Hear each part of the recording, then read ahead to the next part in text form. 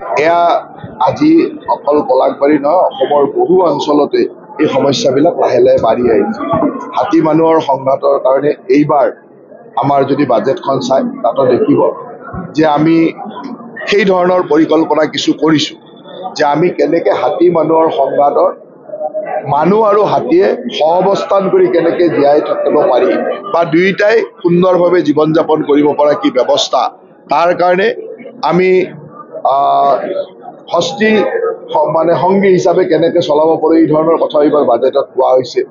আমি হাতীৰ খাদ্য ৰোপণৰ কথাও কোৱা হৈছে যে নেপিয়াৰ ঘাঁহ ইত্যাদি যিয়ে হাতীয়ে খায় তেনেকুৱা ধৰণৰ খাদ্য ৰোপণ কৰাৰ কথা কোৱা হৈছে, গজমিত্ৰৰ কথা কোৱা হৈছে। গতিকে এই ধৰণৰ আমাৰ চৰকাৰেতো, কাৰণ এইটো এনেকুৱা সমস্যা নহয় যে চৰকাৰে ক'ৰবাত গৈ সমাধান কৰি দিব পাৰিব। ইয়াত হ'ল যে দুইটা হাতী আৰু মানুহ সকলোৱে সুন্দৰভাৱে জীৱন যাপন কৰিব পৰা এটা পৰিৱেশ নিৰ্মাণ কৰিব লাগিব।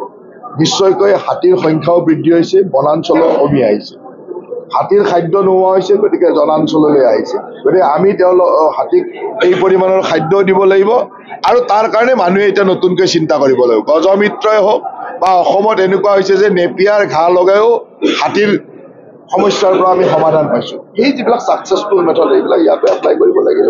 গতিকে ইয়াত যিবিলাক সমস্যা আছে আজি একেদিনাই আমি সমাধান কৰিম বুলি ক'ব নোৱাৰোঁ। যেনেকৈ নগাঁৱৰ এটা বৃহত্তৰ অঞ্চলত আজি এটা অনুষ্ঠানে কৰা এই ধৰণৰ বৃক্ষৰোপণ বা হাতী বন্ধুৱে কৰা কামে ক'ৰবাত সফলতা দিছে, সেই কথাবিলাক ইয়াত ছাকচেছফুল মেথডবিলাকত লগাব লাগিব।